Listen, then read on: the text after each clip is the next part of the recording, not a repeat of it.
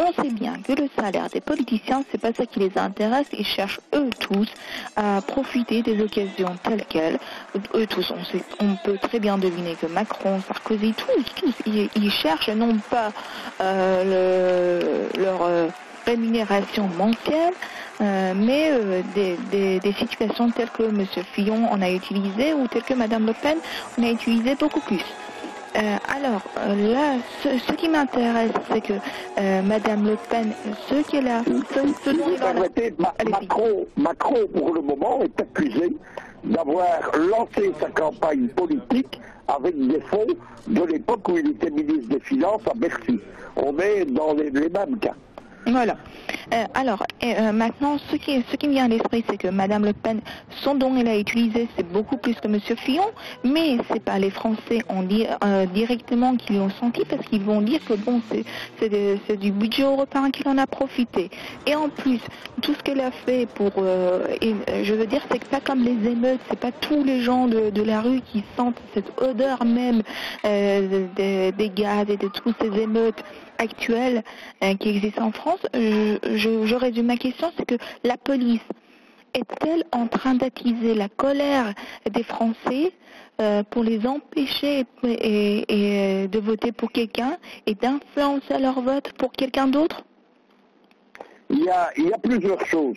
Là, l'explication n'est pas simple. Mais, tout d'abord, on sait que de grands secteurs de police française soutiennent évidemment la politique du Front National.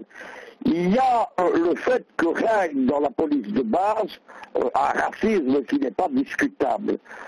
Il y a le même phénomène existe en Belgique, par exemple.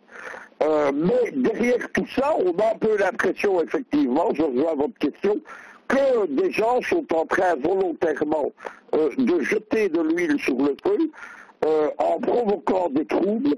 Il faut savoir que le problème de l'immigration en France ou en Belgique, ce n'est pas un problème qui est lié à la religion musulmane, ce n'est pas un problème qui est lié à l'origine ethnique, c'est tout simplement qu'on a concentré dans de véritables ghettos des gens qui sont avec un taux de chômage effrayant, qui n'ont pas accès à la vie normale des Français. C'est un problème sociologique. Il est très facile, lorsqu'on connaît les conditions de vie dans les cités françaises, il est très facile évidemment de venir y créer de l'agitation, de provoquer des émeutes. On a l'impression, moi je vais vous donner l'explication du fond, c'est-à-dire que ces gens sont en train de jouer un scénario du diable. Ils sont persuadés que quel que soit l'adversaire de Le Pen au deuxième tour, elle va perdre. Elle va perdre parce qu'il pense qu'il y aura un front républicain, parce qu'il pense qu'elle ne dépassera jamais 30 ou 35%. Le calcul, il a été fait des deux côtés. Il a été fait du côté de la gauche, où on a essayé de faire que Mme Le Pen soit premier des partis de droite, mais il a été également fait à droite, où on a essayé qu'elle élimine la gauche. Vous devez savoir que le Front National, depuis qu'il existe en 1972, ça a toujours été un pion utilisé par la politique française. En 1972, le Front National a été créé par ce qu'on appelait les réseaux pasquois, c'est-à-dire les milieux de la politique gaulliste qui s'occupaient de manipulation, etc. Le premier secrétaire général du Front National, Alain Robert, il a fini cadre supérieur du parti de Jacques Chirac en charge de la formation des élus, et Le Pen au début n'était qu'un pion pour eux. À ce moment-là, il s'agissait de combattre la gauche et les communistes, dont on avait peur qu'il arrive au pouvoir avec François Mitterrand, ce qui est arrivé d'ailleurs en 1981. À partir de 1981, c'est la gauche socialiste et Mitterrand qui vont utiliser le Front National comme un pion pour détruire et diviser la droite.